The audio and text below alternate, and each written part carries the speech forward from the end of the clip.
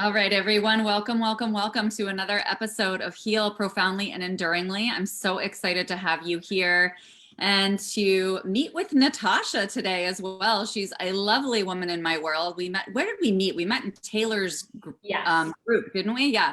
We met in a course that we did together. So I'm really excited to introduce her to you. And I just want to give you guys a brief idea of what Heal is about for those of you who haven't been here before. This show is really about bringing forward those off the beaten path ways to assist yourself with healing the most profoundly and enduringly, because we don't just want band-aid approaches here. And I want to empower people to be able to add tools and resources to their toolbox so that you can start implementing these things right away. So let me introduce you to Natasha, and then she can share all of her goodness with you. Natasha Rankin is a business mentor, new mama, and intuitive movement guide. She specializes in helping coaches, healers, and change makers build a business that lights them up and makes them money while honoring the truth of who they are. She's the creator of the Elevate Mastermind, an intimate online container that helps women scale to 10K months doing their soul work. So today, Natasha's going to talk to us about how to activate your power on demand. So let's dive in. Welcome, Natasha. Thank you so much. I am so excited to be here. You're so welcome. Very grateful to have you. And I'm going to start by asking the same question that I ask everyone at the beginning of this show, which is, what is the one thing that you feel is necessary to heal profoundly and enduringly? Yeah, such a great question. I think for me, my lived experience has shown me that it is embodied safety that really allows and creates the conditions for us to unravel some of those stories and those patterns and do the deeper healing work. And without that baseline of safety, we cannot access the parts of ourselves that we need to in order to heal. So for me, that is at the foundation.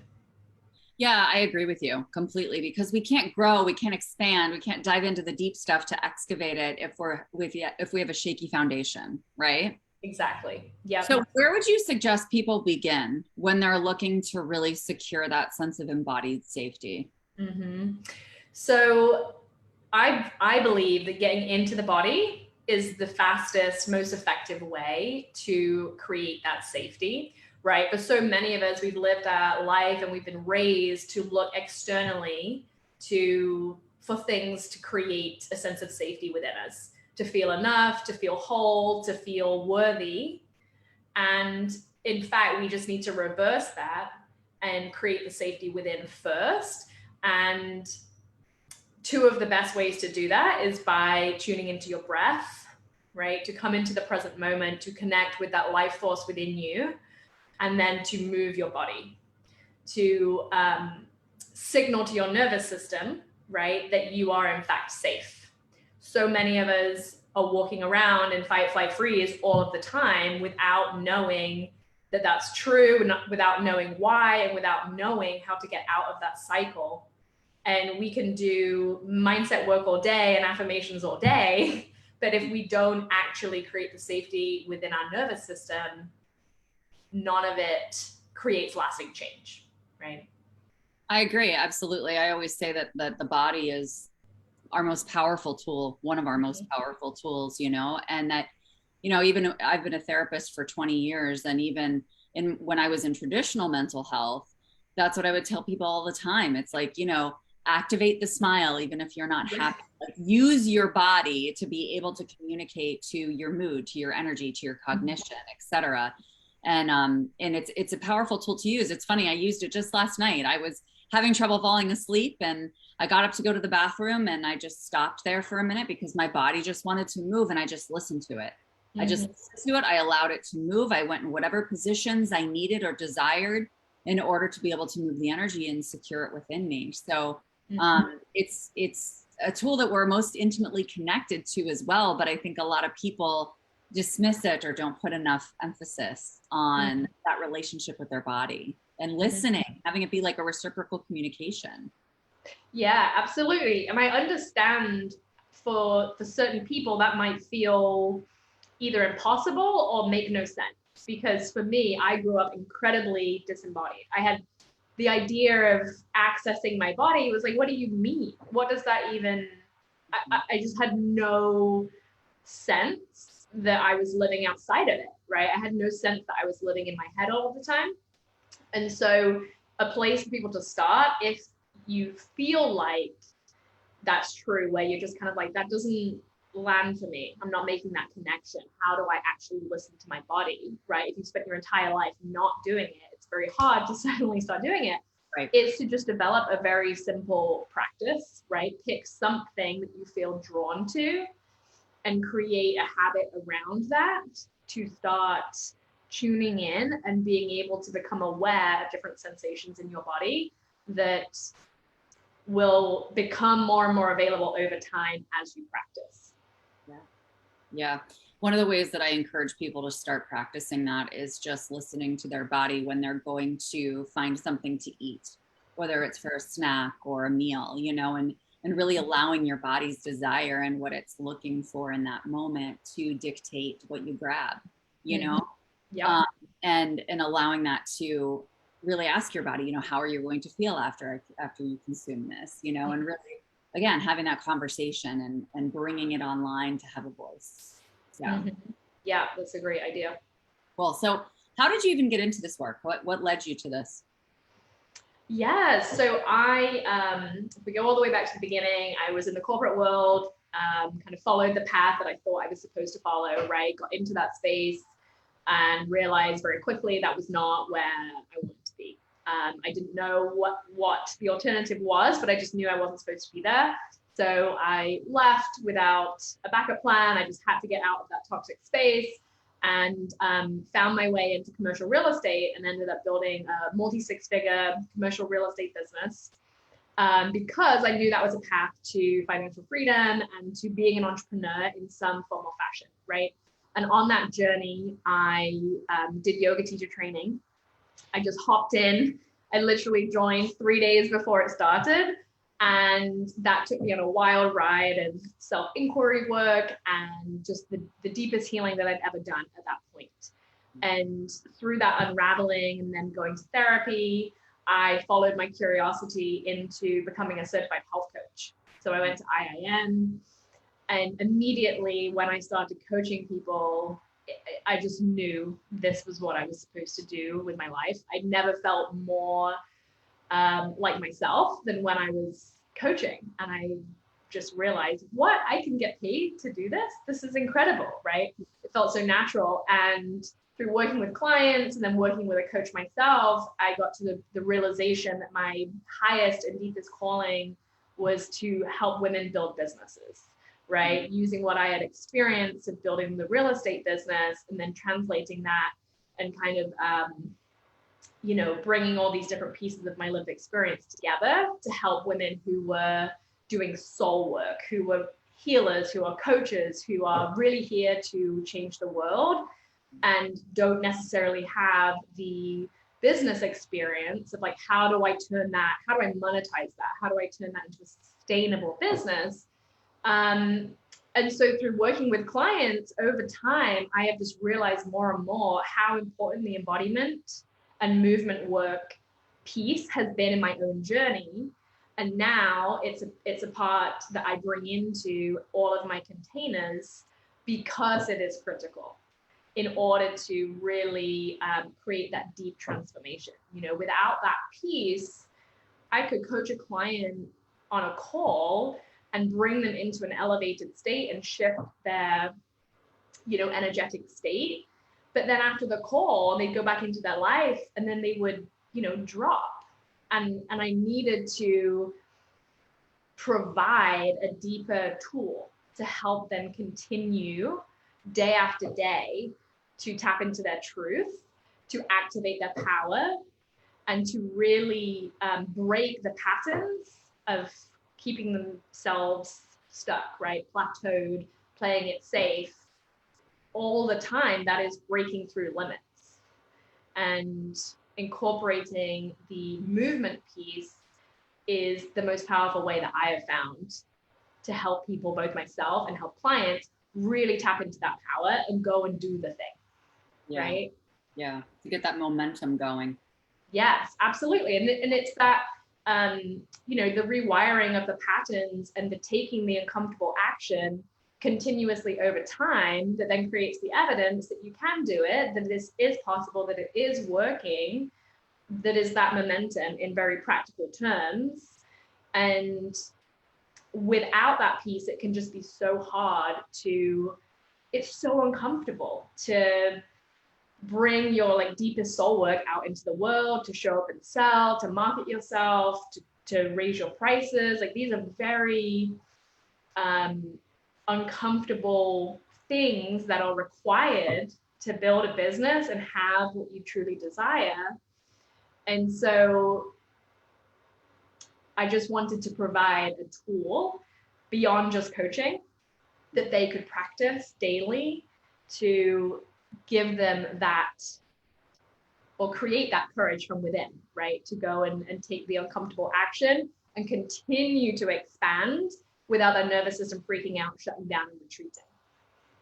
Yeah, I love that actually, because what was just coming forward for me was this concept of like, you're providing a container within your container of safety, right? For them to explore this. And then you're teaching them how to do the same within their own container, right? So that when they're not with you, they're still in a safe container. They're still able to kind of embody this and bring it forward and really integrate it, right? That's correct. Yeah, because it really is a daily practice. We're taking these micro movements forward to continue to expand. Otherwise, we self-sabotage. Yeah, I know, we do. And so with that being said, how have you seen that kind of show up with the clients that have been in your containers, that have been growing their business? Like, what are the areas that you think they've really, the biggest areas of healing for them to get to that point? Yeah, I mean, money comes up all the time, of course, right? We have so many ancestral layers and wounding around money, and the idea of receiving money, being worthy of receiving money, especially when our work feels like a gift and it feels so easy and natural in many ways, yet it also feels so tender and vulnerable to then share that with somebody and to charge a price for that, right? So there's always money wounds that we are healing and diving into. Specifically, raising prices is a big one. I have a client right now who's incredible, and she's going through this big up level right now, and it's been shaky, right? There's a cycle to the up level that I, as a coach and somebody who I'm holding this space for them, can see very clearly as far as, oh, you're in the up level. This is what happens, right? You set the higher price, it's in alignment, you're ready for it. And then you have old patterns reflected back to you. The universe is testing you. It starts to feel shaky. You can feel like you're in a swirl. And every time it's like, come back to your body. Yeah. You have got this. Come back to your body. Come back to your truth. Remember who you are. And then they can continue to show up, continue to hold the confidence and the congruence in their energy to show up from that place and be confident enough to continue selling and marketing at those new higher prices, right? That's like the very practical side of it. And then the second piece is probably around visibility. That's just such a huge one that runs so deep for me as well. This fear of being seen. What will people think of me? What if I get it wrong, right? That feels very connected to perfectionism in so many ways. Like if I could just get it more perfect and more buttoned up and more this or that, then I'll be protected from criticism, versus helping them recognize that pattern within themselves and step outside of it and, remember that it's actually safe to feel disappointment. It's safe to feel rejection. These are just emotions. Emotions are just sensations in the body. You can process it, you can hold that. And so it's this continuous unraveling of those deeper patterns that show up in all of these ways in our businesses. Yeah, and that's why I love this, because that's exactly why I think it's so responsible and appropriate for everybody who's in the entrepreneurial space to have a higher level mentor, to have a higher level group or mastermind or container to be in, because we're always shedding new layers, you know, as we continue to grow, as we continue to expand, either monetarily or otherwise. And to have somebody who's a couple steps ahead in that category and is able to have that vision and say, oh my gosh, I've so been there. This is exactly what's going on for you. You know, because the bottom line is no matter how much embodiment work or any work we do, we're still human beings. And so it's helpful to keep being brought back to that center, right? Of remembering, you know, coming back to your body, coming back to your truth, coming back to who you are. And having, and you know what, it's not required, but it's something that really is so self-loving to us to be able to have in our lives, so that it can be easier. It can be more comfortable. It can feel safer. And when we do that, we can jump that much higher. You know, that's when people are talking about quantum leaps, you know, and like getting to that huge next level. It's like, yeah, well, when you have a safe space where you know you're always going to have a good place to land, you can do that. You can soar higher, which is exciting. Yes, absolutely. And that's, those containers are another example of creating the safety, right? To talk about the big numbers, to talk about the challenges, to talk about the deepest fears. If you don't have a space to do that, you feel even more isolated and alone and afraid, and therefore less and less safe. How can you possibly expand from such a shaky foundation? And it doesn't mean there's anything wrong with you. It's just how we're wired. Right. Yeah.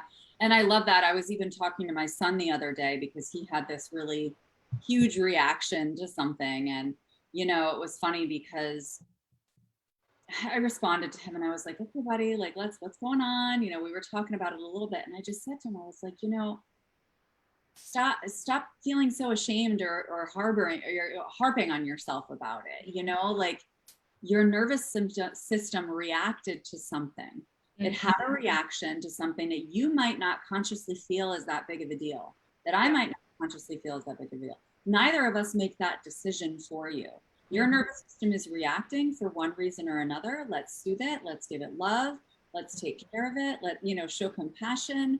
And I think that if we can kind of separate ourselves from that and be able to see the nervous system as separate from our identity, and not say like, I'm an anxious person or I'm a reactive person, or whatever, you know, I think that can really help people dive into it without shame, because some people avoid that kind of work because they feel like something's wrong with me.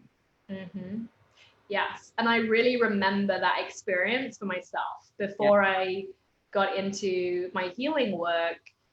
I just avoided it so much because it was just, it felt like this big, scary, dark box that I just didn't want to look in, because I was afraid I was going to look in there and realize that I was this like broken, awful, you know, whatever person.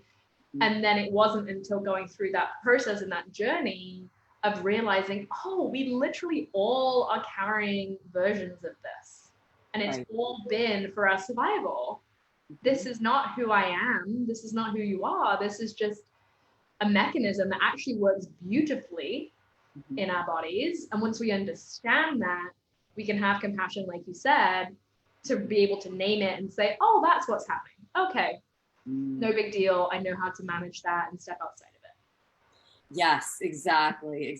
That's one of the ways I talk to my body. I'm like, okay, I know that we used to experience this when this kind of thing happened, but that's not how we're doing it anymore. And it's amazing, because when that concept was first introduced to me years ago, I scoffed at it a little bit. I was like, yeah, my body's not going to listen to me. But it does. Yeah. It really does.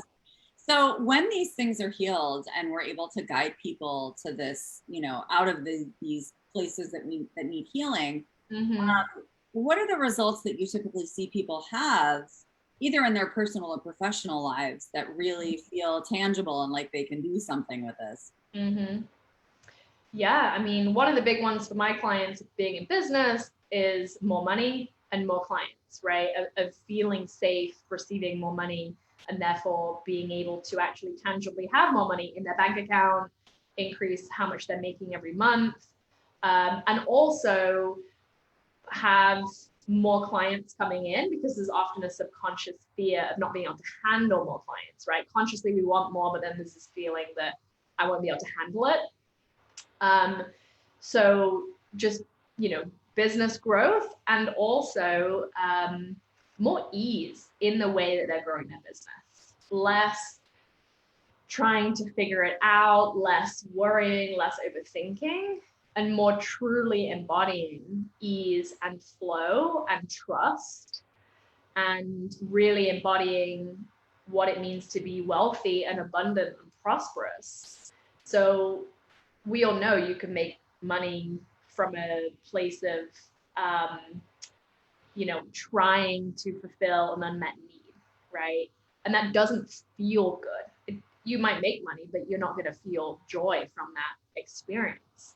So whereas in this paradigm, they're making more money and feeling abundant and joyful and having fun and play in their business and in their offerings and the way that they're showing up. And then more visibility of just being on podcasts, showing up and sharing their work, right? More consistently showing up on social media, sharing content, instead of these highs and lows, this kind of roller coaster experience of being maybe all in and then like pulling way back, right? And then they give themselves a hard time about that, when really, again, that's just nervous system, just patterns that need to be healed.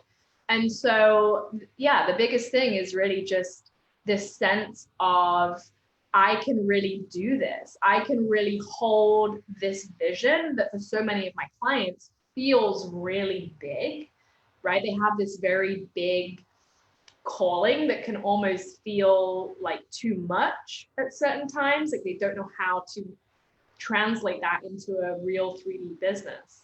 And then after we've worked together and we've healed some of these patterns, there's this opening.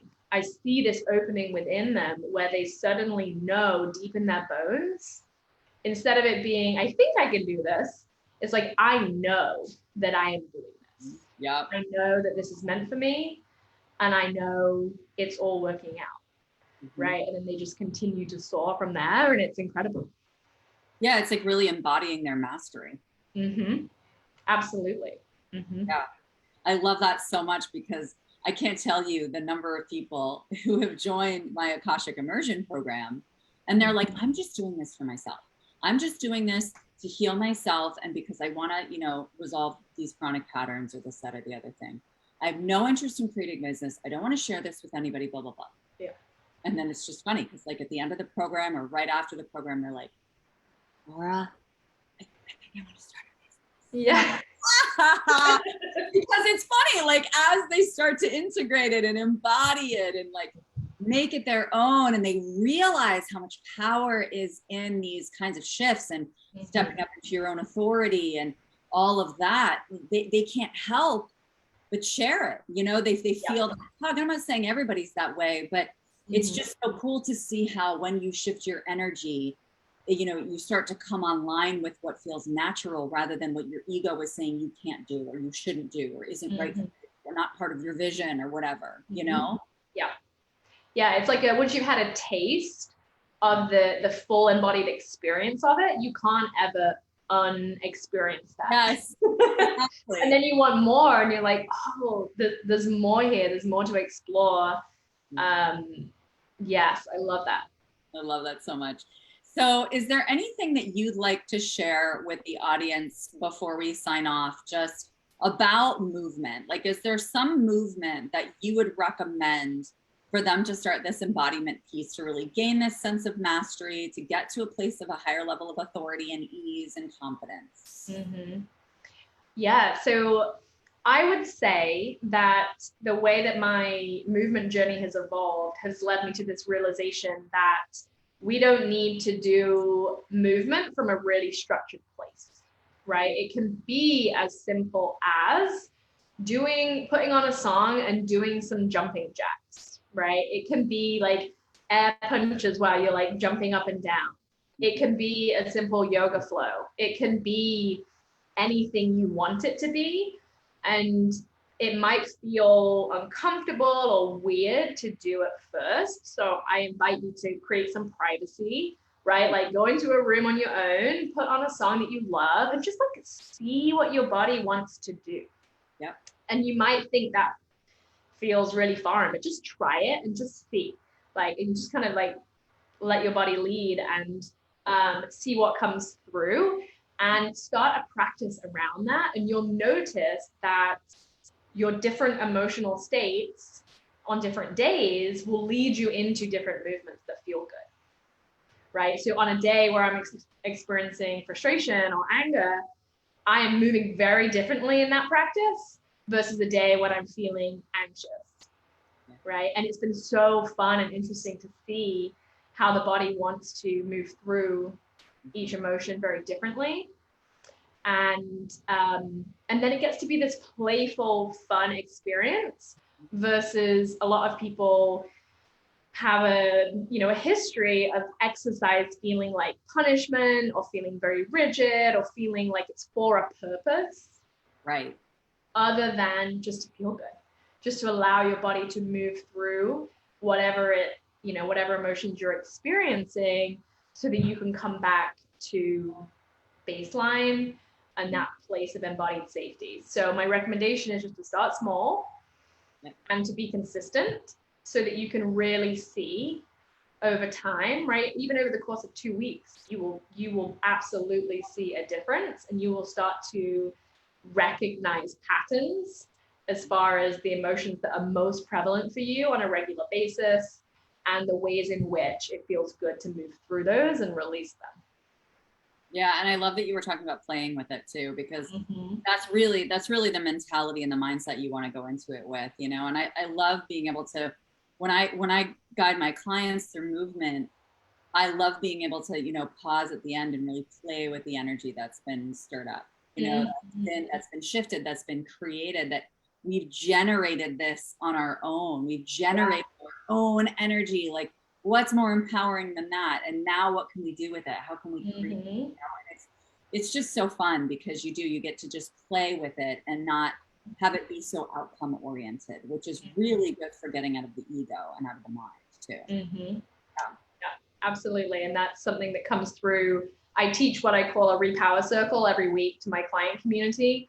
And it's this intuitive movement practice where we're combining music, meditation, breath work, and repetitive movement. And that comes through so often, which is just to notice, right? We'll do some different movements, and then I'll have them pause, put their hands over their heart, and just say, feel that, right? Notice what has shifted. You did that. You created that.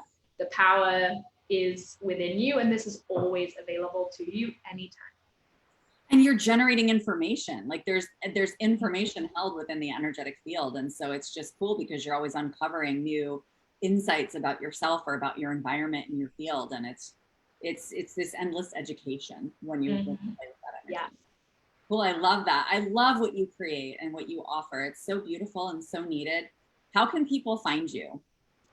Well, thank you for saying that. And they can find me on Instagram. So that's where I hang out most of the time. My handle is the Natasha Rankin. So the first name, last name, all one word. And you'll see me there on stories and posting and sharing there.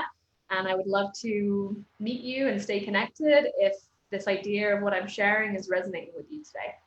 Awesome. And my team's dropping links now so that you guys can just easily click on them and jump over and hang out with Natasha. Just send her a message and start a conversation, because that's really the beginning, is to take that initiative and to just start to connect and see how the energy feels. And yes. Is there anything else that you want to offer before we sign off today?